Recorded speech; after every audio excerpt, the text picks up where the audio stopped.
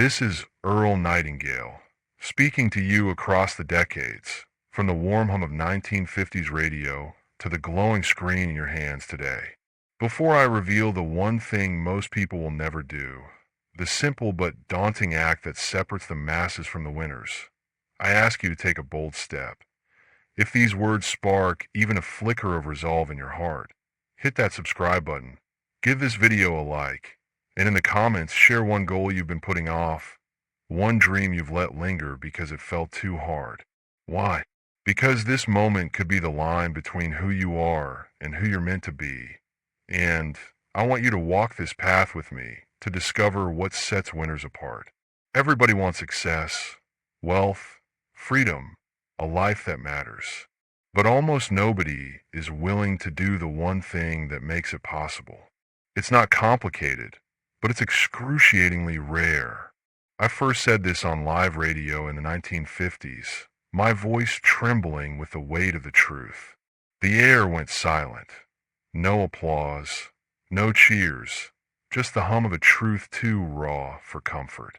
Since then, I've watched lives unfold, and I've seen it proven time and again. Those who rise, who build, who win, always do this one thing. The rest? They talk, they dream, they wait for a perfect moment that never comes, their potential buried under excuses. Stay with me, my friend, and I'll show you what most will never do, and how you can become one of the few who does. I was born in 1921 in Long Beach, California, in a world still scarred by the Great War. By the 1930s, the Great Depression had swept through like a relentless tide, leaving empty stores, broken dreams, and families like mine clinging to survival in a tent city. Hunger was a familiar guest, and my mother stitched clothes by lamplight, her hands steady despite the weight of our poverty. My father left when I was a boy, and I grew up watching men in worn coats shuffle through bread lines, their faces etched with defeat. I saw brilliance dimmed by circumstance and grit triumph over odds. And I began to ask, what makes one person rise while another stays down? As a teenager, I found a clue in an unlikely place. In our small town, there was a man who walked to the library every evening, rain or shine, to read the same worn book on printing presses. Neighbors mocked him, saying, "That won't change a thing." But he kept going, undeterred, his eyes fixed on something they couldn't see. Years later, in the 1940s, I passed a thriving print shop in town, its sign bearing his name. He'd started it from nothing. No money, no connections, just a quiet resolve to do what others wouldn't. That image stayed with me, a seed planted in a boy's mind. That seed grew when I joined the United States Marines in 1938, standing on the deck of the USS Arizona during the attack on Pearl Harbor in 1941. I saw men freeze in fear and others act despite it, their choices shaping life and death. After the war, in the 1940s, I found my calling behind a microphone, broadcasting to a nation rebuilding itself. As a radio host, I met scholars who hesitated, dreamers who waited, and ordinary souls who achieved extraordinary things. Not because they were smarter, but because they did what most never would. In 1956, I poured this truth into The Strangest Secret, a record that sold over 1 million copies and changed lives worldwide. But its core wasn't just a secret. It was a call to do the one thing that separates winners from the rest. Here's the truth that cuts deep. The one thing most people will never do is think for themselves and act without the crowd's approval. It sounds simple, but it's a mountain to climb. Most wait for permission, for certainty, for the perfect moment. They crave guarantees, applause, a clear path free of risk. They dream big but start small, or never start all. They avoid discomfort, dodge failure, and cling to the safety of the familiar. And that's why they stay stuck, their potential a whisper, their lives a series of what-ifs. Winners do the opposite. They start when it's scary, when the path is unclear, when the world says wait. They act when others hesitate, persist when others quit, and embrace the silence of their own resolve. They don't need a crowd. They need a purpose. They don't seek approval. They grant it to themselves. They forge their path in the quiet moments, when no one's watching, when the work feels thankless. That's the secret. Success isn't born in spotlight. It's built in solitude, step by step, choice by choice. This isn't about talent or luck. It's about courage. The courage to think independently, to act decisively, to endure the discomfort of growth. Most will never do it because it's hard, lonely, and uncertain.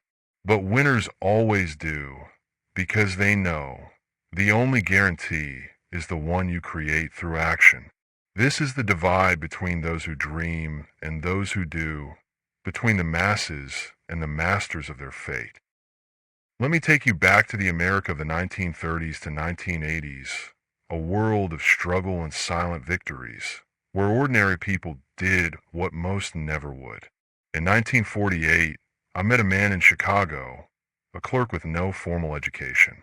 Every morning, before dawn, he wrote 10 business ideas in a tattered notebook, even as coworkers laughed. He didn't wait for approval. He acted. By 1955, he'd founded a small manufacturing company, employing dozens. His quiet habit, unseen by the world, built his victory. In 1957, a nurse in Texas, in her 40s, dreamed of teaching. Every evening, she practiced her speech in front of a mirror, refining her voice despite exhaustion. Her family called it pointless, but she persisted alone. By 1969, at 52, she was a college instructor, shaping minds. She didn't wait for permission. She created her own path. In 1962, a mechanic in Detroit, tired of factory work, wanted to start a repair shop. Every night, he studied business by lamplight, ignoring doubters. He acted, saving pennies, learning from failures. By 1970, his shop was a community hub, supporting families. His courage, not his circumstances, made him a winner. In 1953, a seamstress in Memphis longed to design clothes. Every day, she sketched patterns after work, even as friends scoffed. She didn't wait for recognition. She honed her craft in silence. By 1961, her designs were sold across the South, giving her freedom. Her quiet work was her triumph. In 1966, a teacher in rural Oregon aimed to start a literacy program. Every morning, she wrote plans for 15 minutes, despite skepticism. She acted, knocking on doors, rallying support. By 1974, her program taught thousands of children to read. Her resolve, not her resources, changed lives. In 1972, a carpenter in St. Louis wanted to build homes for the poor. Every evening, he volunteered, learning to lead projects, even when mocked. He didn't wait for applause, he built. By 1980, his efforts housed hundreds. His silent labor was his legacy. In 1960, a waitress in Atlanta dreamed of owning a bakery.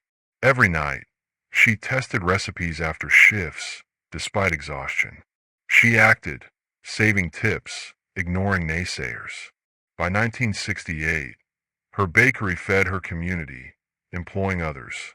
Her persistence, not her position, made her a winner. In 1978, a janitor in Philadelphia, mocked for his ambitions, wanted to mentor youth. Every day, he read leadership books for 30 minutes, alone. He acted, volunteering at a community center. By 1986, he ran programs that empowered hundreds. His quiet discipline was his strength. In 1954, a shopkeeper in Cleveland aimed to make his store a haven. Every morning, he wrote ways to serve customers better, even when profits were slim. He acted, building trust.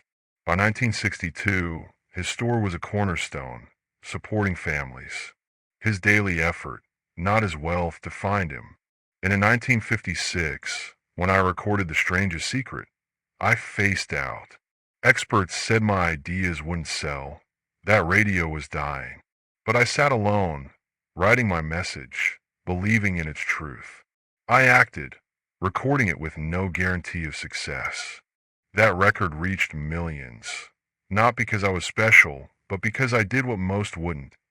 I started, persisted, and believed in the work when no one else did. Here's the painful truth. Most people want the prize, but not the process. They crave victory, but flee the silence where it's forged. They long for success, but avoid the discomfort of effort, the loneliness of discipline, the risk of failure. They wait for inspiration, for approval, for a sign that it's safe. But life doesn't wait.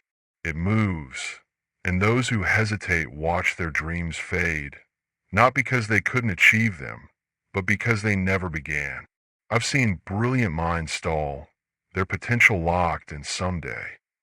I've seen dreamers talk of greatness while their days slip away, lost to distraction or fear.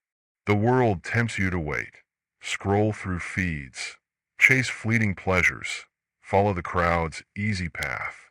But every day you delay, you give your future to chance. Every moment you avoid the hard work, you widen the gap between who you are and who you could be. The tragedy isn't failure, it's never trying. The question isn't whether you can succeed, it's whether you'll do what most never will. Most will never think for themselves, because it's easier to follow. Most will never act alone, because it's safer to wait. Most will never endure the quiet grind, because it's tempting to seek instant rewards. But you're not most. You're here, listening, feeling the stir of something greater. Will you act on it, or let it slip away? I'm not here to flatter you. I'm here to awaken you. The divide between most people and winners isn't talent, luck, or opportunity. It's action. Action born of independent thought, fueled by resolve, sustained by courage. Most will never do this because it's hard, lonely, and uncertain. But winners always do, because they know the only path to a life that matters is the one you build yourself, step by solitary step. This is your challenge. For the next 30 days, do what most will never do. Every morning, take 15 minutes to think for yourself. Sit in silence, no distractions, and ask, what do I want to create? And what's one step I can take today? Write it down, a goal, a vision, a purpose. Then act on it, no matter how small. Write a page, learn a skill, help someone, start something new. Don't wait for approval. Grant it to yourself. Don't fear failure. Learn from it. Don't seek applause. Find strength in the silence. Be your own compass, your own forge, your own fire. You're not here to follow the crowd. You're here to lead your life. The world will tempt you to wait, to conform, to settle. But you can choose to act, to think, to build. Most will never do this, but you can. Be the one who starts when others hesitate, who persists when others quit, who creates when others dream. Your victory isn't in the spotlight. It's in the quiet moments when you do what most never will. Tomorrow, when you wake, the world will call you to its chaos. Endless noise, easy distractions, paths that lead nowhere. But you'll know the truth. Winners aren't born. They're made in the quiet moments when they choose to act. Most will never do this. They'll wait, they'll wish, they'll fade. But you can be different. You can be the one who thinks for themselves, who moves when others stand still, who build a life of purpose while others chase shadows. Your life is a forge, and every action is a strike of the hammer. The world wants you to swing aimlessly, chasing sparks that die. But you can strike with purpose, shaping a future that endures. 10 years from now, when you look back, you'll see the moments you chose to act, the mornings you thought, the days you worked, the silences you honored. You'll know you became a winner, not because you were better, but because you did what most never would. This is your moment to stop dreaming and start doing. You don't need to be perfect. You need to be persistent. You don't need applause. You need action. You don't need the crowd. You need your own heart, beating with the courage to create. Most will never do this, but winners always do. Be a winner. Start now. Act now. Become now. This is Earl Nightingale, signing off, but not before I leave you with a mission that could change everything. If this truth about what winners do has awakened something in you, a spark of courage, a call to act, don't let it fade. Share this video with one person who's ready to stop waiting and start doing, someone who needs to hear this now. Hit the like button to spread this truth to others searching for it. Subscribe so we can walk this path together day by day as you build a life of action and purpose. And in the comments below, tell me, what's the one goal you'll act on today? And what's the first step you'll take, no matter how small? Your words could inspire someone else to move, maybe even yourself. But don't stop there. Tonight, before you sleep, take 5 seconds to close your eyes and picture yourself acting, moving, becoming the person you're meant to be.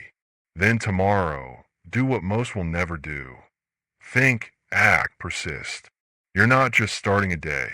You're forging a destiny. This is your moment, my friend. Claim it, build it, become it.